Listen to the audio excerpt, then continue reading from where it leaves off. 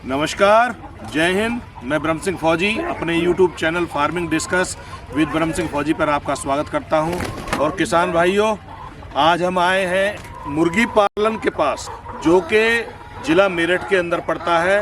और जिन्होंने मुर्गी फार्म चला रहे हैं उनके बारे में जानना चाहेंगे। वैसे तो मैंने सुना है कि ये विदेश में भी रह के आए हैं और सरकार के द्वारा सम्मानित भी हुए हैं जब से इन्होंने जो मुर्गी फार्म किया है। आइए मिलवाते हैं अपने किसान भाई से।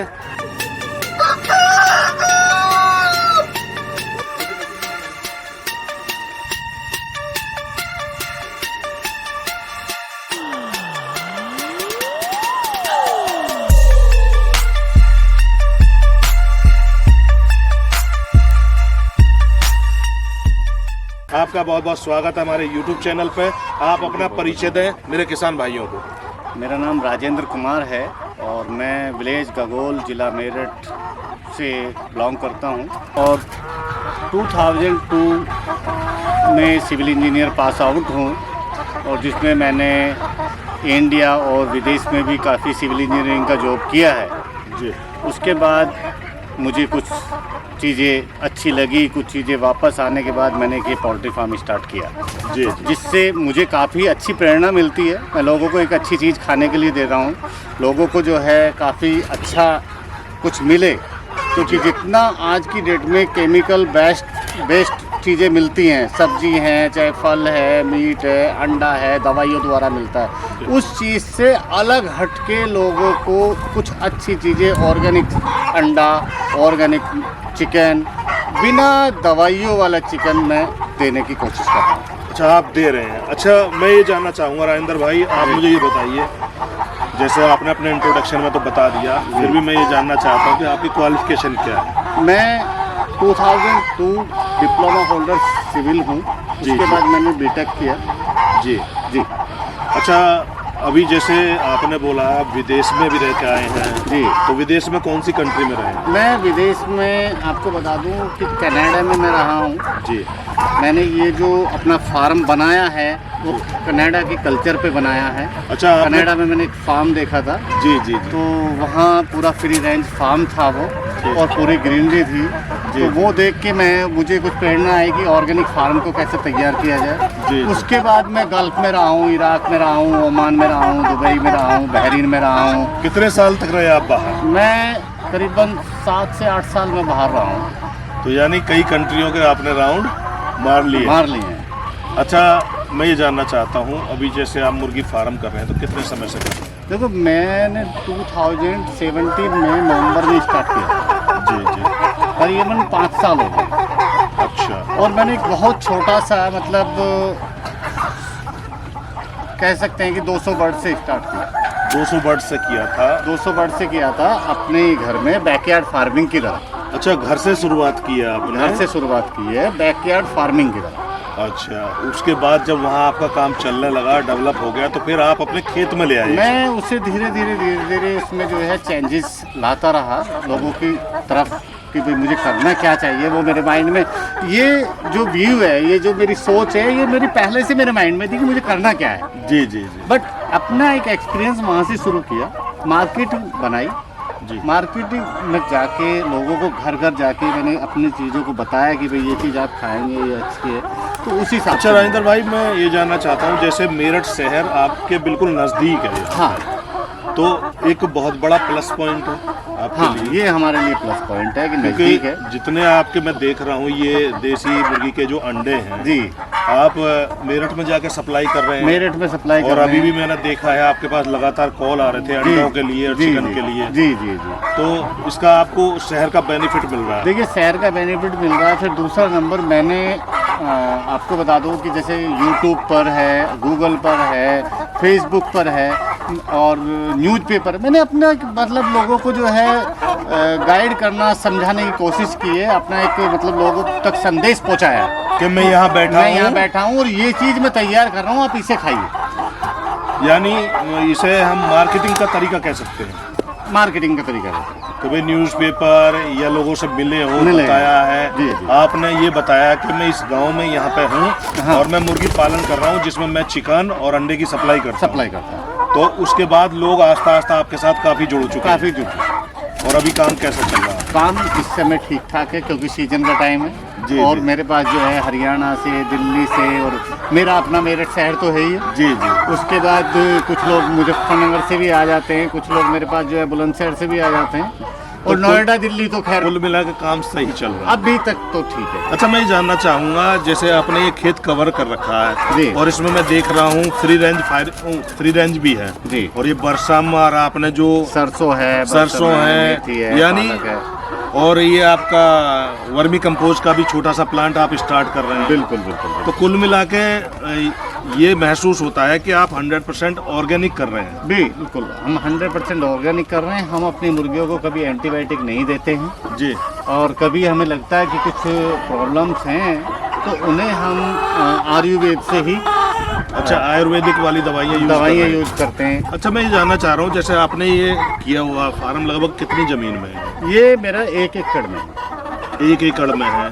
तो 1 एकड़ में ये चारों तरफ से आपने जो फेंसिंग की है, फेंसिंग की है, ये जाली की है। जाली की लगभग है। इसकी हाइट क्या है? इसकी 8 फीट हाइट है। 8 फीट की हाइट है, जो चारों तरफ से आपने मुर्गी फार्म जो कवर कर सकती है। तो मैं ये जानना चाहता हूँ, अभी जो आपके पास है मुर्गी कितनी है टोटल? करीबन मेरे पास जो है इस समय 2 से 2,500 मुर्गी टोटल।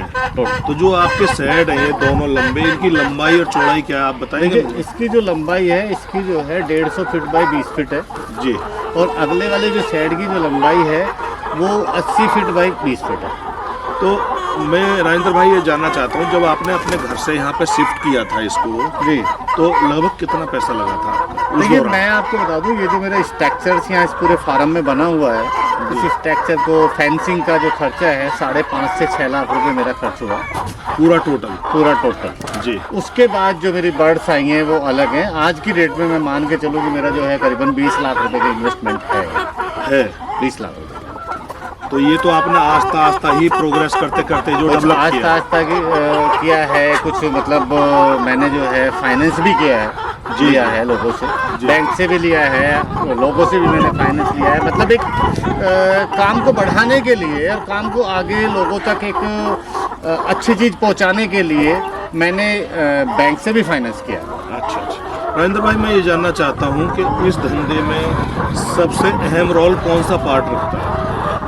देखिए मैनेजमेंट, इनका रख रखाव, इसका मैनेजमेंट से आपको जो है बेचना, वो सब मैनेजमेंट में आता है कि आपने कैसे रखना यानी है, मार्केटिंग सबसे पहले ज़्यादा ज़रूरी है। मार्केटिंग और इनका रख रखाव दोनों चीज़ें बहुत जरूरी है। नहीं, देखने में आया है कई लोग ऐसा करते हैं, जैसे फार्म खोल लेते हैं फिर कुछ समय के बाद फार्म बंद कर देते हैं। देखिए कुछ लोगों को एक चीज़ ये आती है सामने कि भाई हमें सिर्फ दूर से वो देखते हैं जी, करीब से नहीं देखते। वो सोचते हैं आज मैंने अगर ये इतना बड़ा फार्म कर रखा है तो लोग सोच रहे हैं कि मैं मुर्गी फार्म कर, हाँ, लेकिन उस मुर्गी फार्म के पीछे कितनी मेहनत करनी पड़ती है और कितने इंतजाम करने होते हैं, उस चीज़ को लोग जो है करने की कोशिश नहीं करते। कि फार्म खोल लिया, बच्चे डाल लिए, उनके घर बैठ के कोई आके पैसे गिन के चला जाए, वो चीज़ लोगों की सोच है। जी जी। तो वो चीज़ें होती नहीं है, तो वो क्या करते हैं अपना जो है डब्बे ऊपर टांग लेते हैं। क्योंकि देखना और प्रैक्टिकल उस काम को करना बहुत अंतर होता है। मैं अर्ली मॉर्निंग 5 o'clock उठता हूँ, सुबह जी, और उसके 2.5 घंटे में मैं अपना जो मेरा काम है, योगा क्रिया जो भी काम करना, वो 2.5 घंटे अपना काम मिलता है, खाना पाना जो भी है। जी जी। 7:30 बजे मैं अपने फार्म पे आ जाता हूँ जी। 2 घंटे अपने फार्म पे देता हूँ। उसके बाद 2 घंटे के बाद जब मैं निकलता हूँ यहाँ से 7:30 से 10, 9:30 निकल जाता हूँ। 9:30 से लेके शाम के 4:30 बजे तक मैं मार्केटिंग करता हूँ। जैसे आप अपने, अभी मैं देख रहा था आप अपने अंडे पैक करवा रहे थे। अंडे अपने लेके जाऊँगा जी, लोगों से मिलूंगा, लोगों को बताऊंगा और 4 लोगों से मिलूंगा।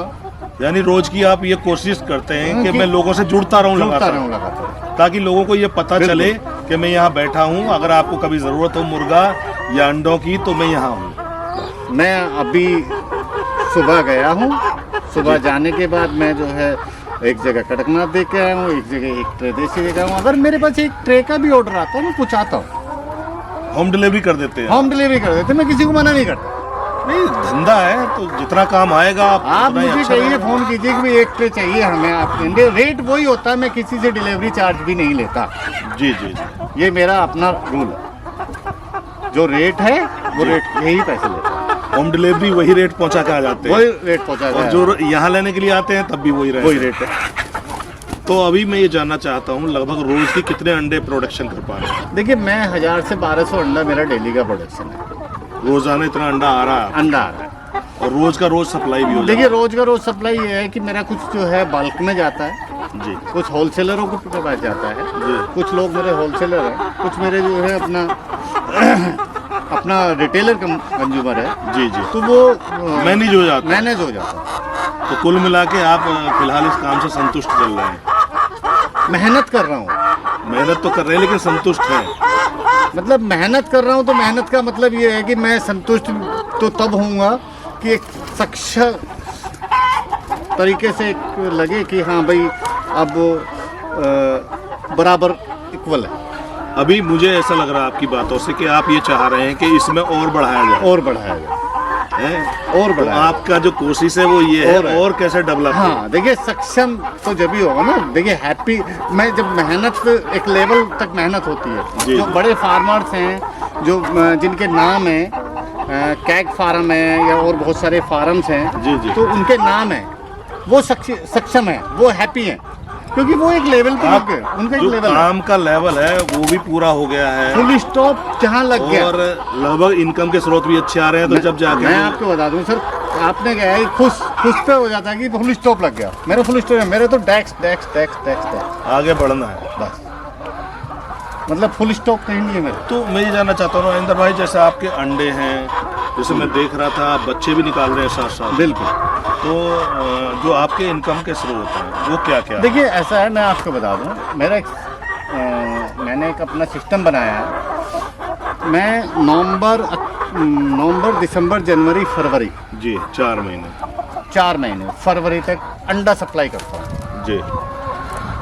उसके बाद अपने अंडे की फिर हैचिंग शुरू करा देता हूँ, अच्छा, बच्चे निकालना शुरू कर देते हैं? मार्च अप्रैल मई जून जुलाई अगस्त सितंबर तक बच्चे निकालने शुरू कर देते हैं। तो उस दौरान में हम किसानों को चिक्स देते हैं, बच्चे देते हैं आप? बच्चे देते हैं। तो जो बच्चे हैं आपके फार्म से चले जाते हैं या डिलीवरी मेरे फार्म से चले जाते हैं, डिलीवरी में कहीं नहीं करते। अच्छा, जिसको जरूरत होती है वो आप वो फोन करेंगे, बुकिंग कर देते हैं, एडवांस बुकिंग कर देते हैं, जितना डिमांड होती है उतना अंडा हम हैचिंग पे लगा देते हैं। तो आपके पास कौन कौन सी ब्रीड है अभी? मेरे पास सोनाली है, मेरे पास कड़कनाथ है, मेरे पास FFG है, यानी 3 तरह की ब्रीड का आप 3 काम तरह की करते ब्रीड हैं। है। तीनों तरह के चिक भी मिल जाते हैं तीनों अगर कोई तरह के किसान चिक्स भाई मिल लाना जाते हैं। चाहे? बिल्कुल बिल्कुल चिक्स मिल जाते हैं।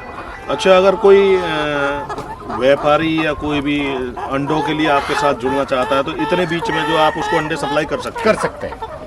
तो मैं ये जानना चाहता हूँ, अभी आपका जो कड़कनाथ का अंडा है उसका क्या प्राइस चल रहा सर, कड़कनाथ में अपने फार्म से या अपने सिटी में है? जी या दिल्ली NCR में जी। 30 रुपीज एग दे रहा हूँ, जो 100% ऑर्गेनिक है, ऑर्गेनिक प्योर, बिल्कुल प्योर, गारंटी के साथ। गारंटी के साथ 30 रुपए का एक अंडा? 30 रुपए का एक अंडा कड़कनाथ का।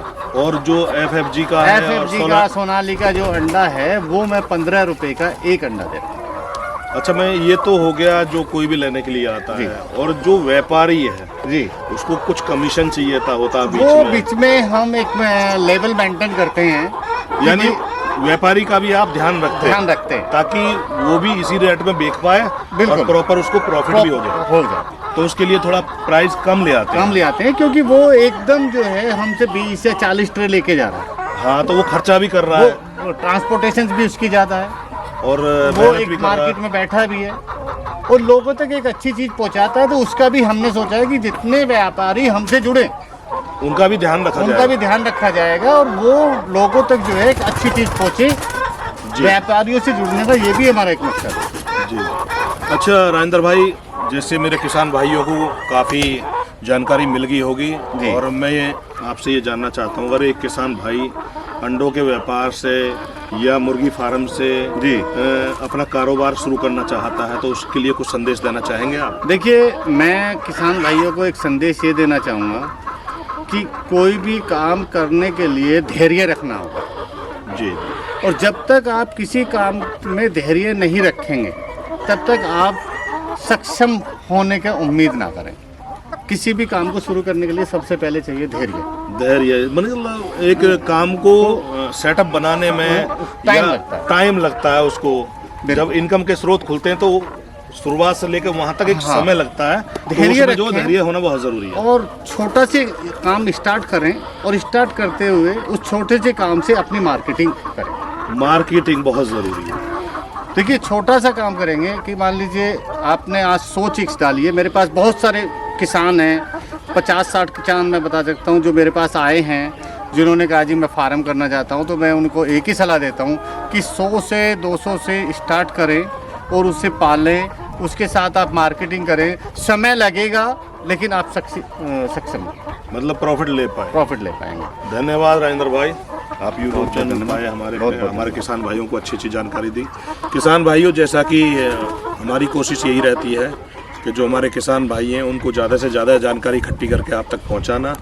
और राजेंद्र भाई द्वारा दी गई जानकारी और मेरे द्वारा की गई कोशिश अगर आपको अच्छी लगी हो तो हमारे चैनल को सब्सक्राइब करें, वीडियो को लाइक करें और घंटी का बटन जरूर दबाएं। और आपका अगर किसी प्रकार का कोई सवाल है तो आप कमेंट में लिख सकते हैं। मैं राजेंद्र भाई का नंबर दिए गए लेख में नीचे डाल दूंगा। अगर आपको किसी प्रकार की कोई जानकारी या हेल्प चाहिए तो आप इनसे संपर्क कर सकते हैं। धन्यवाद, नमस्कार, जय हिंद।